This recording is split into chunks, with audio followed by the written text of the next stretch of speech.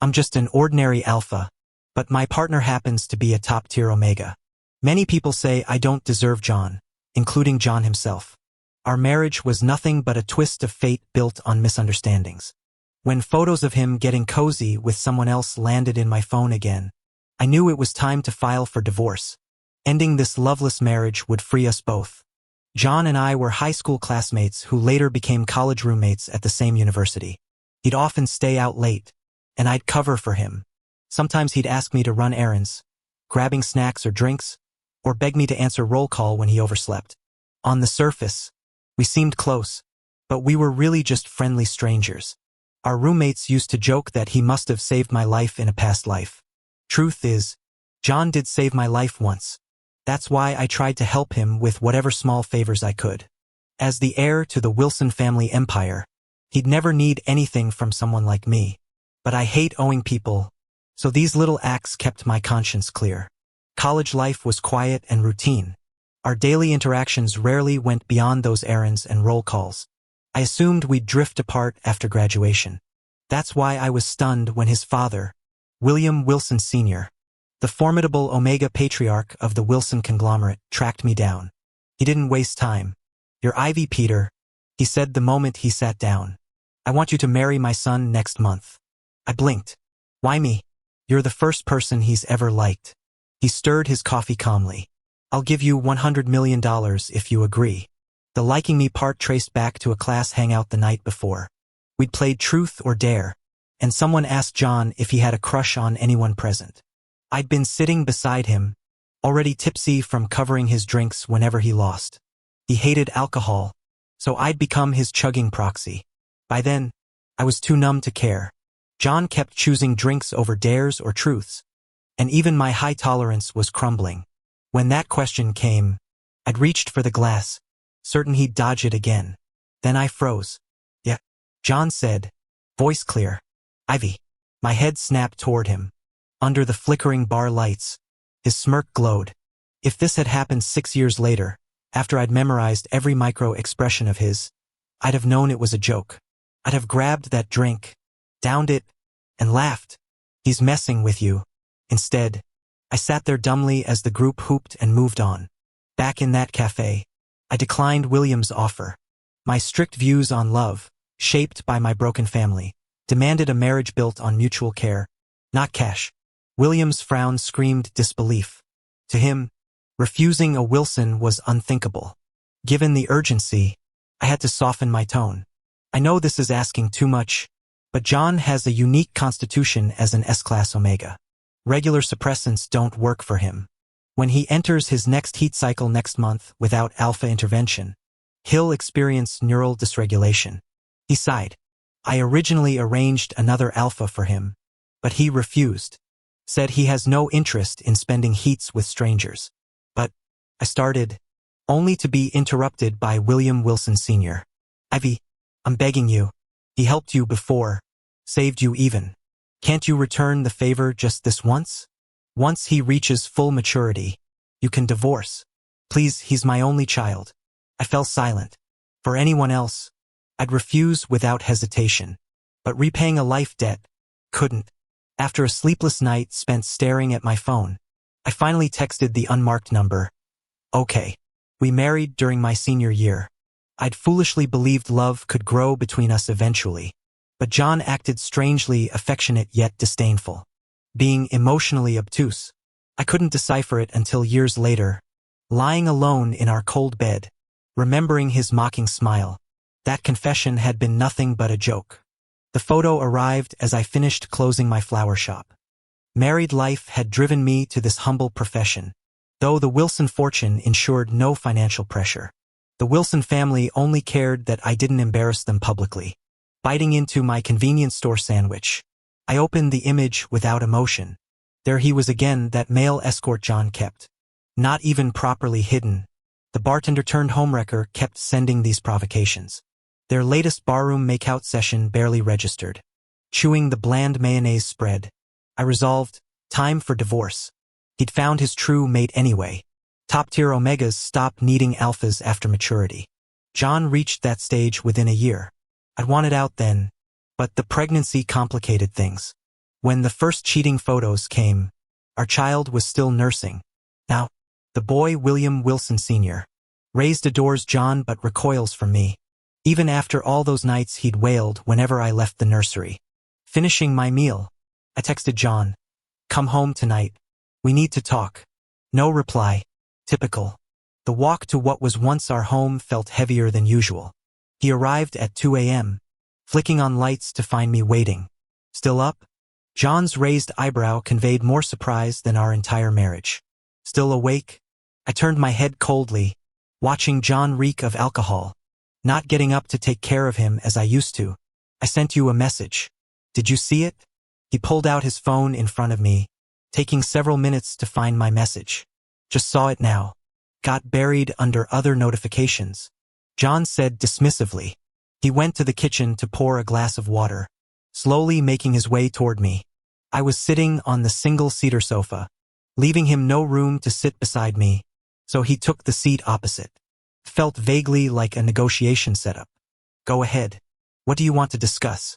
He set down the glass, the clink against the tabletop sharp in the quiet. "If you're thinking about bringing Tim back, save your breath. He's gonna take over Wilson Group someday. Needs proper education. He stays at the Wilson estate." "Not about that." I cut off his monologue. He looked startled. "Let's get divorced." I continued. "What did you say?" His brows furrowed in disbelief. "Divorce?" I repeated patiently. "Tomorrow. I'll leave with nothing." "You?" John took a deep breath, visibly suppressing his irritation. "If you have grievances, we can discuss them. Tim's still so young. He shouldn't lose his alpha father." "I have no grievances." I met his gaze calmly in the dim light. "If you're worried about custody, I won't fight for him. My only condition is the divorce. Businessmen prioritize profit, especially the CEO of Wilson Group. John never made losing deals, always exacting in negotiations. This transaction seemed overwhelmingly advantageous for him, no reason to refuse. Yet he remained silent, tugging impatiently at his tie. "Ivy." John stood up. "I don't agree. Marriage isn't a joke. Divorce benefits no one. Think this through properly. Name any dissatisfaction you have. It's late, and I have meetings tomorrow." He moved toward the hallway. "I'm going to bed. But I believe divorce would be best for both of us," I said abruptly. I watched his retreating figure. I clearly saw him stiffen momentarily before quickening his pace, almost like fleeing. When I woke the next day, John had already left the mansion. He'd slept in the master bedroom last night. Unwilling to share the bed, I'd moved to the guest room. But being particular about sleeping environments and unsettled by unresolved matters, I tossed for hours. I rose at 11 in the morning. With no appetite, I sipped some kanji before spending the day reading in the study. John never returned, and I couldn't be bothered waiting. Just as I set my book aside, another photo popped up on my phone. This time it showed intertwined hands. I recognized John's wristwatch. That alpha again. It seemed pathetic. He kept trying to provoke me, but perhaps he could be useful. "Let's meet." I texted back for the first time. The photo barrage stopped abruptly. I threw on a light coat and left the mansion with my phone. The bar looked unchanged. I hadn't been to such places since my bartending days. John had later deemed it a waste of time, making me quit to focus on him. I never liked working at bars to begin with, but I wasn't exactly unhappy there either. After opening my flower shop, I never set foot in those places again. The dim, chaotic lighting now gave me an oddly nostalgic feeling, like revisiting a forgotten chapter of my life. Suddenly, strong arms encircled my waist, practically lifting me off my feet. I whirled around to face a towering alpha male. The strobe lights flashed across sharp features I recognized from that photograph. My brow furrowed in confusion as I tried pushing him away. He smirked, one hand snaking up to grip the nape of my neck. Before I could react, his lips crashed against mine. I slapped him hard enough to make my palm sting, but he caught my wrist mid-swing. His teeth grazed the tender flesh of my hand as he murmured, "Hope we meet again," before disappearing into the pulsating crowd. Rubbing the faint bite marks on my palm, I turned toward the restrooms only to have another hand clamp around my wrist. Assuming it was that same alpha, I whirled around ready to strike but froze mid-swing. John stood seething before me, a vivid handprint blooming across his cheek. Ivy, he spat my name like poison. Brave of you to slap me after getting caught cheating. Cheating? What the hell are you? Who was that man? John's voice dropped dangerously low as he backed me against the wall. Is this why you wanted divorce papers? Found someone more exciting than your husband? I gaped at him.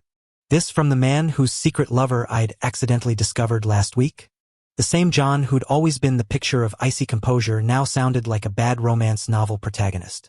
John, I said slowly, have you completely lost your mind? His grip tightened painfully.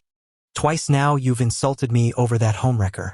Dark promise laced his words as he dragged me to his sports car. You're done, Ivy. The mansion gates loomed ahead as John hauled me upstairs, his omega strength easily overpowering my weakened beta physique. Years of combat training made him capable of taking down 3 alphas barehanded. Against someone like me, he might as well be superhuman. John, stop this. I struggled as he tore at my shirt. Stop. He pinned me to the bed with terrifying calm. Should I calmly accept my spouse's infidelity instead? I screamed. I didn't cheat. He sneered coldly, refusing to say another word as he kept biting my neck. You never listened to me. I struggled violently. What am I to you? Just a toy? Silence. Let go. More silence. John. Suddenly, urgent ringing shattered the frozen air. John stopped biting and straightened up, clicking his tongue in annoyance. He fumbled for his phone in the dark, the screen's pale light illuminating his chiseled features. After a brief exchange, he shrugged his discarded jacket back on. Fine, I'm coming. John hung up and glared down at me. Stay home. No more clubs. Without waiting for a response, he stormed out. Minutes later, car tires crunched gravel outside. Only when the engine faded did I slump against the doorframe, trembling violently. Violent coughs racked my body as I staggered to lock the bedroom door. Divorce negotiations were impossible now. A new plan was needed. My thumb hovered over a buried contact. No hesitation. Mr. Ivy? Sunlight streamed through stained glass onto the floral terrace of the Wilson family mansion. My second visit. I'd avoided this place, clinging to the denial that my marriage wasn't this broken. Finally signing the papers? The Omega across the velvet couch sneered. William Wilson Sr. tilted his chin, maintaining superiority even seated. That passionate speech about preserving family during your wedding, was that all an act? He referred to last year when I'd refused his first divorce proposal. My childhood had been lonely despite having 2 living parents. Becoming an alpha and earning a scholarship to prep school saved me. I'd vowed, I won't let my child experience that isolation. Back then I declared, I'll never divorce while our child exists. William had predicted, you'll regret this.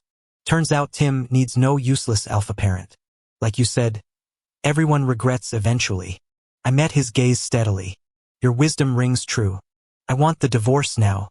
I won't fight for custody. I just want him to grow up healthy, safe, and happy. That's not too much to ask. William Wilson Sr. clearly hadn't expected my calm demeanor, his thin lips parting after a long pause. Don't come crying with regrets later. If my son hadn't taken a liking to you back then, you'd never have set foot in this house. William's voice dripped with disdain. Remember that when the remorse hits. I maintained a polite smile. There'll be no regrets. Not now. Not ever. My pen glided across the divorce papers. Perhaps you've misunderstood something, Mr. Wilson. John's so-called affection was always just recreational. The signature line where John should have signed had remained empty since our wedding day. I slid the document across the mahogany desk. 6 years of marriage for $100 million. The Wilsons do pay handsomely. I left without waiting for his response. The grand foyer echoed with my heels until I collided with a small figure. Tim stood frozen, chest heaving from running. 12. He already carried the Wilson arrogance in every pore, the cold tilt of chin mirroring John's, the dismissive gaze that never quite met mine. My former sunshine, now a stranger wearing my child's face. Kneeling, I wiped sweat from his forehead with my handkerchief. His flinch went straight to that hollow place where my heart used to be. What are you doing here? The question came sharp. Adult. His second sentence to me in 3 years. Come to spy on me? Before I could answer, he stepped back. I told you not to come. I'm busy. Tiny hands adjusted his miniature suit. Grandfather says I'll inherit everything. Don't embarrass me anymore. The silk handkerchief found its way into a trash bin outside. Midnight found me packing in the master bedroom's walk-in closet. Our scents still lingered here, his cedarwood cologne clashing with my jasmine perfume. Memories surfaced unbidden. John nuzzling my gland during ruts, teeth grazing unmarked skin. How he'd whisper promises against my collarbone, only to don his boardroom mask come morning. 6 years of heat cycles spent clinging to each other. 6 years of daylight distance. Turns out pheromones make convincing liars. Dawn saw me scrubbing my flower shop's floors. The closed forever sign swung cheerfully as I boxed inventory. Time to leave the city where every corner smelled of betrayal. I hadn't been tidying up the shop for long when the doorbell chimed. Glancing up, I spotted an uninvited guest. A blonde, green-eyed alpha, Maurice Carter, John Wilson's affair partner. His gaze swept the room before landing on me, eyes brightening. There you are. He strode toward me, clutching a flower pot. I pivoted to place it between us like a barrier, glaring warily. Had the homewrecker come to pick a fight? He ignored my hostility, all smiles. Do you have white roses? None. I resumed reorganizing display shelves. When I kept ignoring him, his tone turned plaintive. Did I offend you somehow? I met his gaze coldly. What do you think? Oh, about that bar kiss? He batted his lashes. Darling, it was just a truth or dare. My apologies. Truth or dare. I'd already suffered enough from that excuse. Whatever. I resumed stacking gardening gloves. No roses here. I wasn't selling my dignity alongside bouquets. Try another florist. His smile didn't waver. You dislike me, don't you? Setting down my shears, I stared him dead in the eye. Yes. His grin widened. Shame. I rather like you. Get out. Is this about John? His smirk turned venomous. We're merely business partners. The bartender bit? Just a joke. My fingers tightened around a watering can. He'd flooded my phone with photos. John buying him drinks. John laughing at some private joke. John's hand lingering on his shoulder. All staged. Apparently. Maurice Carter. He extended his palm. Wilson Enterprises International Liaison. My cologne on him must have caused misunderstandings. When I didn't move, he seized my wrist. You're divorcing him, aren't you? He chuckled again, flashing sharp canines. Because of me? I shook off his hand. Don't flatter yourself. Maurice leaned closer. If it's not about John, why are you so pissed? I didn't mean to let him catch my pheromones. Can't help we've got 92% compatibility. Is that so?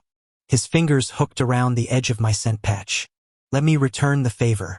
The suppressant strip tore before I could react. Rose essence flooded the flower shop. Ah, this scent? He inhaled deeply. Guess I got my roses after all. I slapped the patch back on. Sexual harassment much? Maurice shrugged. Gender laws don't protect alphas. His smirk said cops wouldn't care. Fucking alpha queer. He didn't deny it. For excruciating hours later, I finally escaped. The memory of him snapping flower stems between manicured fingers while helping made my skin crawl. Only when I started boxing his ruined bouquets did he behave.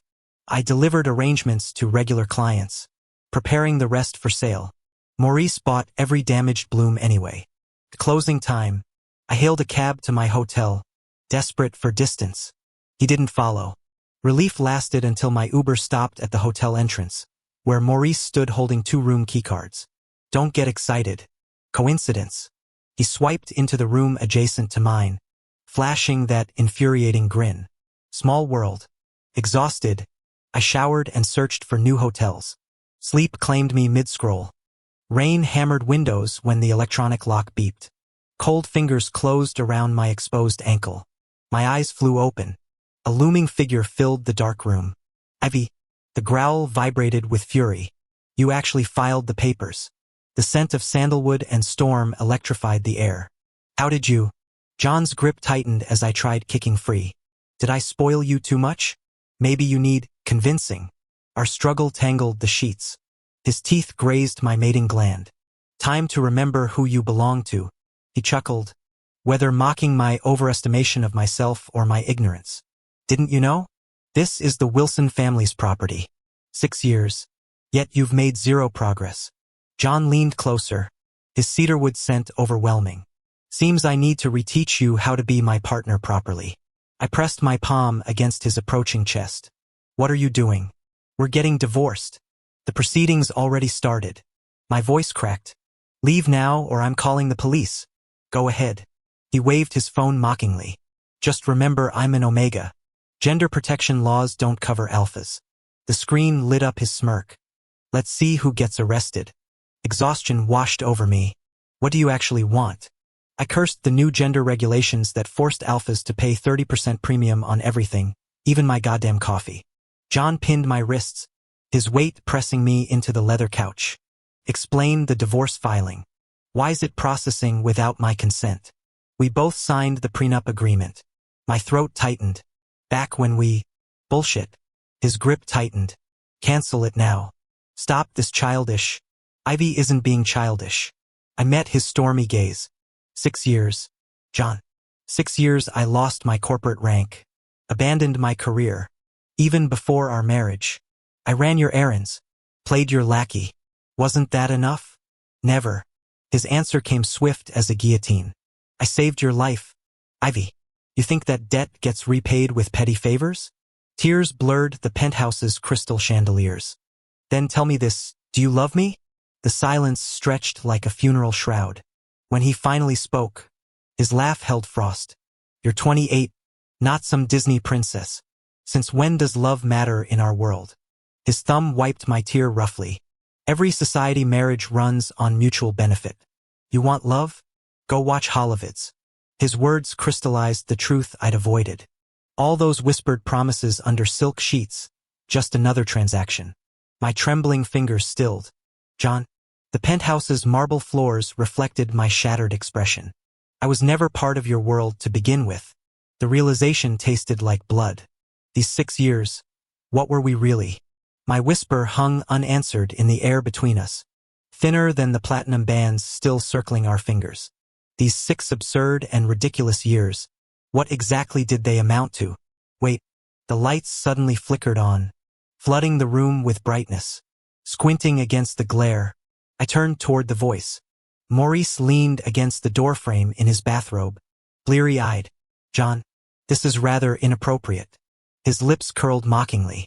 Hounding your ex-husband after the divorce? Weren't you so casual about it at the dinner party? Claimed you didn't care. Yet here you are blocking his divorce papers? He tilted his head. The challenge clear. Correct me if I'm wrong, but weren't you supposed to be closing that overseas deal? Flying back mid-negotiation doesn't speak well of your professional priorities.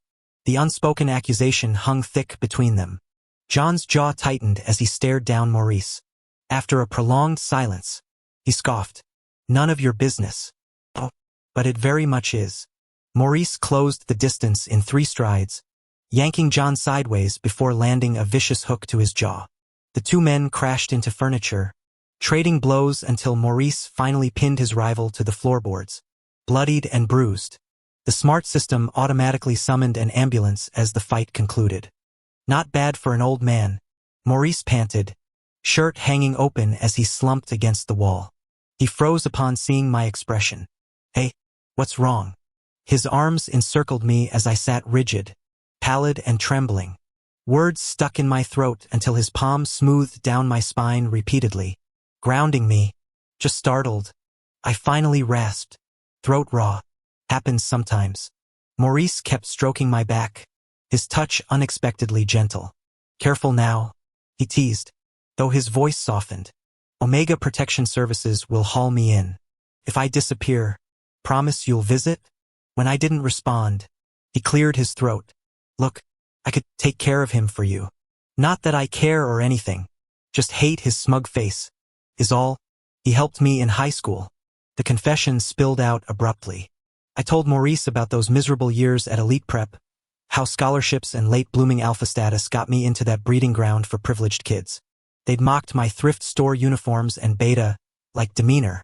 At first I endured the beatings, until they started ambushing me during free lunch periods. That's when I snapped.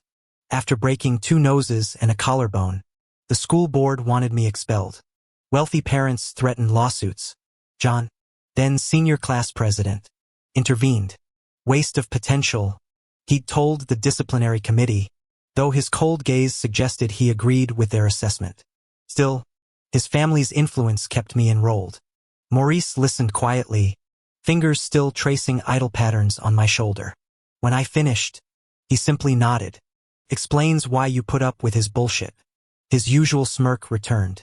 Don't worry, princess. I'll play nice, for now. To repay him, I ran errands for him for 2 years. Then, during our graduation party fire, he carried me out and saved my life. My existence became inextricably tied to his. Maurice fell uncharacteristically quiet. Did you marry him out of gratitude? I didn't deny it. His voice dripped with sarcasm. That bastard playing hero in a fire? Bullshit. You saw it yourself? What are you implying? Check his itinerary from those days. If I recall correctly, his medical records have precise timestamps. His words struck like lightning. Suddenly I remembered the medical files William Wilson Sr. had given me before our wedding. To help me understand John's condition, the old man had provided every medical record since childhood. Those documents now gathered dust at the ancestral estate. Speeding through the rainy night became the most reckless thing I'd ever done.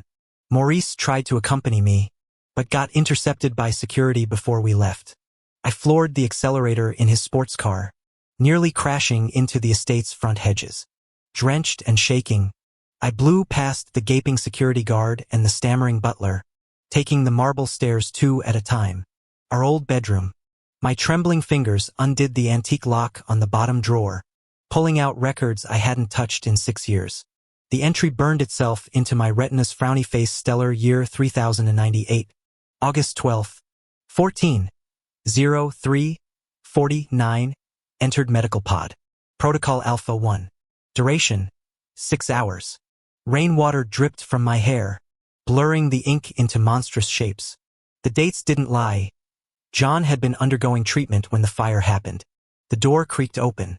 I turned stiffly to see Tim's face peering through the crack. John's features softened by youth. Dad? His small voice hesitated. Why are you here so late? A monogrammed handkerchief dabbed at my cheeks. Then my dripping hair. You're soaked. He scolded gently, standing on tiptoes to press his warm cheek against my clammy neck. Not John. Tim. My fractured mind superimposed another memory. Waking in hospital to John's smirk. His crisp hospital gown immaculate. About time. He drawled. Better be worth dragging your ass from that fire. Groggy from sedation, I'd mumbled. Was it really you? In the flames? That heartbeat pause. Then his trademark scoff. Who else? Now I finally understood that fractional hesitation hadn't been modesty. It had been a liar calculating risks. John, you lied to me. You lied for 10 years. An entire decade I spent trapped in your deception, unable to break free. When I came to my senses again, I found myself sitting at the Omega Protection Association office. Instinct told me Maurice would know something, so I rushed over first thing when they opened the next morning, demanding to see him. Maurice was brought in. Oh, darling, I knew you'd come visit me, he drawled, shackles clinking as he leaned back with undimmed arrogance. Those teasing eyes studied me before he sighed dramatically. Fine, I do know things. Your childhood secrets. How you forgot about me. Breaks my heart really. You loved interrogating every blade of grass. Saved dinner for bedtime snacks to stave off hunger pangs. That stubborn moral code chain smothered you, always repaying debts instead of living. That's why I kept silent, wanted you to carve your own path. Future. The word felt foreign. My memories smelled of mildew and cheap liquor, a windowless basement where days bled together. 2 we'd friends grew with me through cracked concrete, our entire world 3 square meters of rotting plaster. Hunger and dampness marked time, not sunlight. Tomorrow meant nothing when survival consumed today. I escaped the slums with someone, I told Maurice hollowly. built a home. Then at 18, they vanished, leaving only a note. Maurice suddenly ruffled my hair, his touch startlingly gentle. How can you write off tomorrow without seeing today's world? Get that divorce first. I'll show you everything. His whisper warmed my ear. Patience. Little weed. Didn't you promise your concrete garden we'd travel? I never forgot. That honeyed smile almost convinced me. Before leaving, I secured contracts through his jailbird connections. Desperate times. Driving Morris's vintage convertible to the Wilson estate, I finalized paperwork. The divorce decree would reach John's mansion by noon. No more debts. No more lies. If John wasn't my savior, I owed him nothing. Those 6 years. Consider it repayment for him vouching for me. I pushed open the car door and immediately saw Tim standing at the entrance, crying hysterically. The moment Tim spotted me, he rushed over and threw himself against me. His small frame trembled with suppressed sobs. Dad, are you divorcing father? Dad, don't you want me anymore? I gently patted his back, murmuring reassurances as I carried him into the Wilson family estate. John sat on the velvet sofa, bandages stark against his pallid complexion. His usual icy detachment had fractured into something raw as our eyes met, the realization that even his considerable influence couldn't stop this avalanche. Where's the divorce certificate? I asked the butler without preamble. When the embossed paper touched my palm, years of tension dissolved in one shuddering exhale. Finding such joy in destroying us? John's voice cracked like winter ice. Ivy, don't you dare regret this. I'll never let you see Tim again. That familiar smugness crept back into his expression, the false confidence of someone clutching at imaginary leverage. But I'd prepared for this moment. Setting Tim down, I produced the legal documents from my briefcase. The $10 million from the Wilsons? I'm transferring full ownership to Tim. No, Daddy, don't leave me. Tim desperately clutched my sleeve, tears soaking through the fabric. I cupped his damp cheek, memorizing the constellation of freckles across his nose. At the Wilson estate, you'll have tutors from Oxford, fencing masters from Madrid, everything to become that brilliant hero from our bedtime stories. This money, it's the most precious gift I can give. Whenever you need me, just call. But Father said if I'm good and study hard, you'd come back. Tim whirled toward John with sudden fury. You liar. Just because Grandpa never loved you doesn't mean I should lose my dad. Take him upstairs. John snapped at the staff. As they carried the screaming child away, he closed the distance between us. The grandfather clock's pendulum marked the heavy silence. The photos were staged. He finally said, jaw working. If that's what bothers you, I'll end it. We both know this is just a tantrum. You love me. Rescind the papers and we'll pretend. The laughter burst from me like shattering glass. His brows knitted in genuine confusion as I doubled over, years of absurdity pouring out in jagged guffaws. For 6 years I played the devoted servant. Didn't I? I gasped when I could finally speak. But John, Christ, you're pathetic. That tyrant father of yours didn't just steal your inheritance. He hollowed out your capacity to love. No one will ever truly care about you. Not your father. Not your spouse. Not even your son. The medical report left a paper cut on his cheek as I threw it. Congrats on technical fidelity. But our marriage? Built on lies from day one.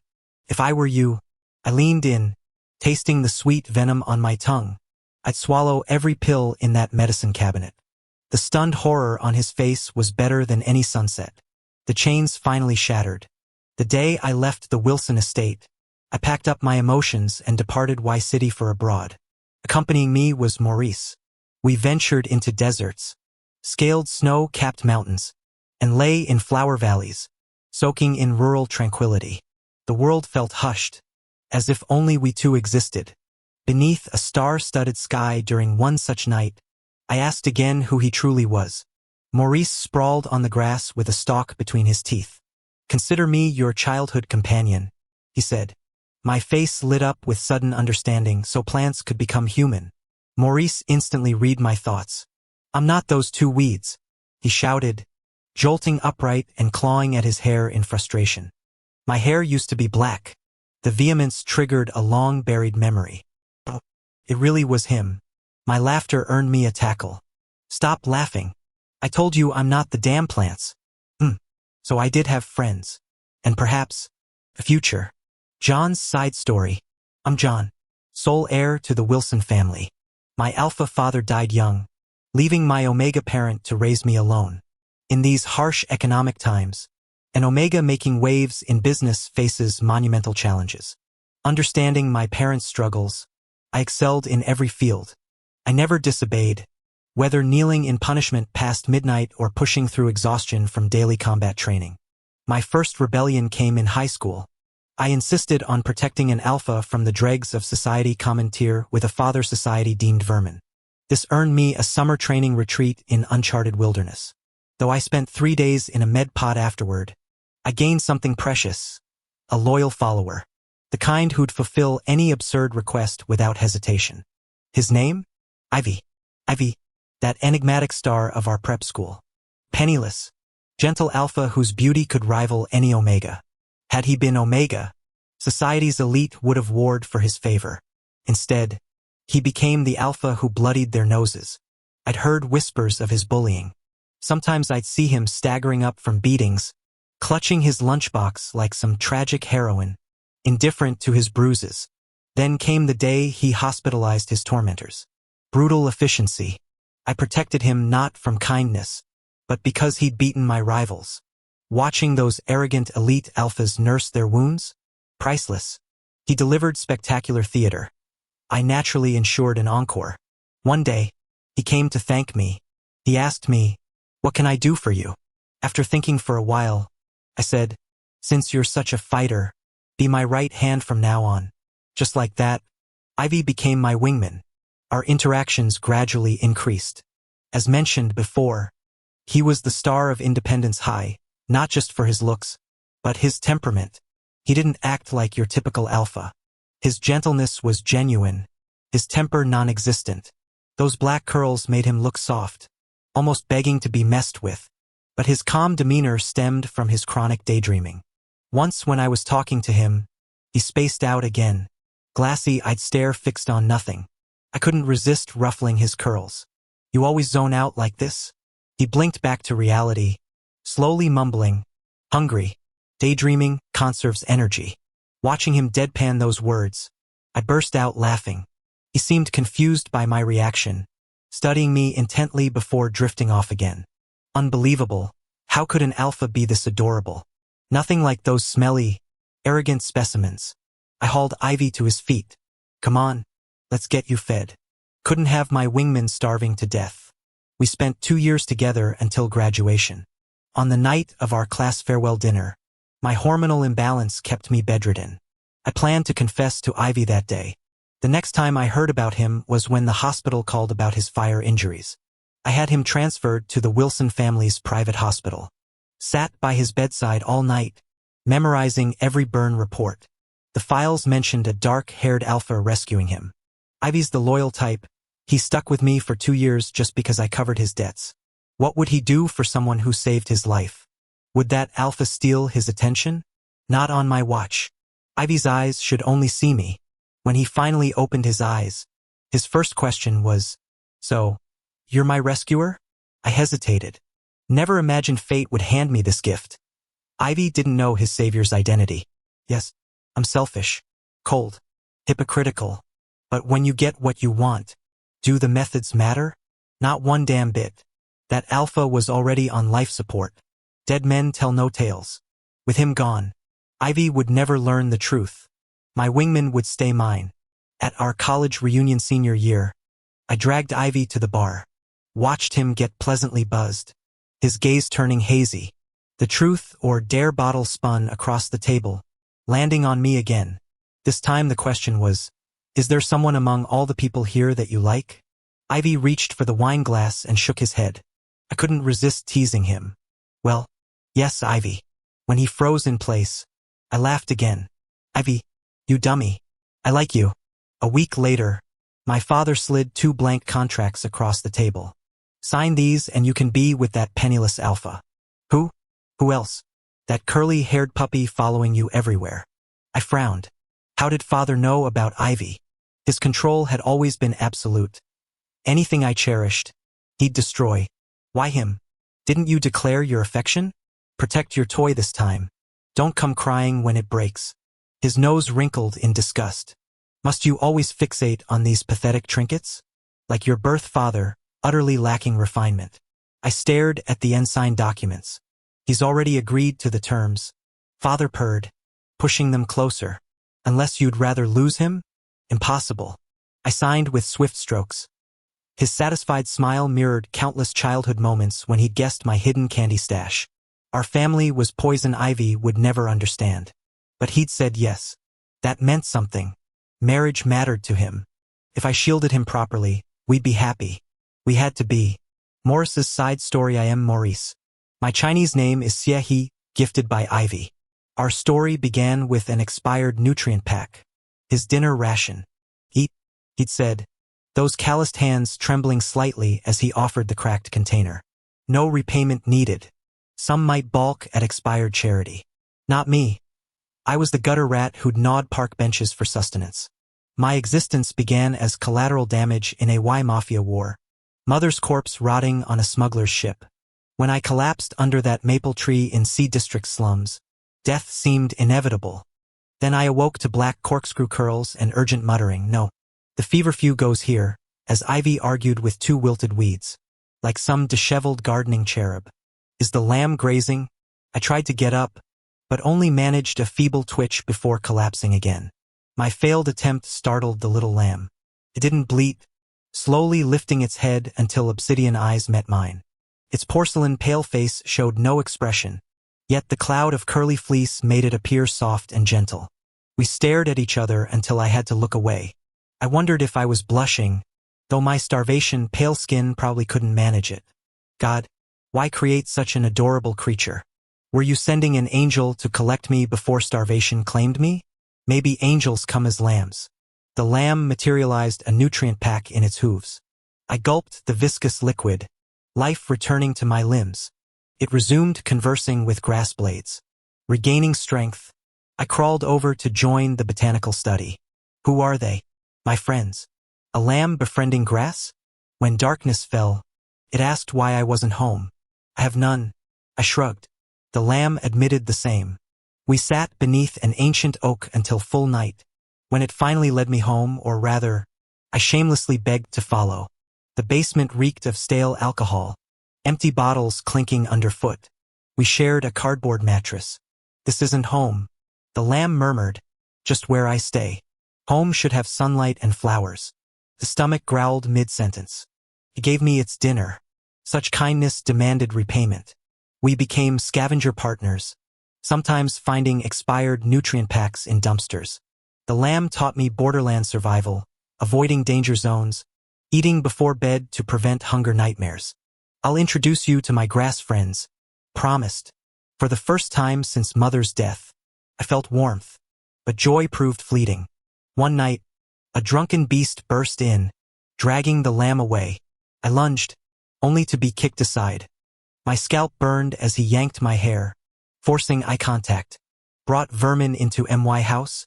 Think I've gone soft? Spittle flew from his whiskey-soaked jaws. They beat us until dawn. Dragged through mud. I crawled back through acid rain, blood washing into the gutter currents. The lamb's final gift, a half ration hidden in our mattress, kept me alive that week. I learned its real name scrawled on moldy papers, property of William Wilson Sr. The borderland swallows many things. Missing persons reports, broken liquor bottles, kind-hearted lambs who share their cardboard beds. But not memories, those fester like untreated wounds. Covered in mud, I struggled to look up at Ivy sitting motionless on a cardboard sheet. A bright red slap mark bloomed across his face as he glanced down at me. Why'd you come back? Get out of here. This isn't home. I ignored his question. Let's find our own place. Ivy. Finding shelter proved brutal. We'd wandered homeless until presenting as alpha phenotypes, which got us enrolled in remote district schools. But the system only provided education, not meals. My grades tanked, forcing me into illegal underground fights for cash. When Ivy found out, he occasionally joined me. We saved enough for a single-room apartment, just a bed and rickety table inside. We shared the mattress, both to save money and because I needed to immediately hold Ivy when night terror struck. His nightmares always featured fists.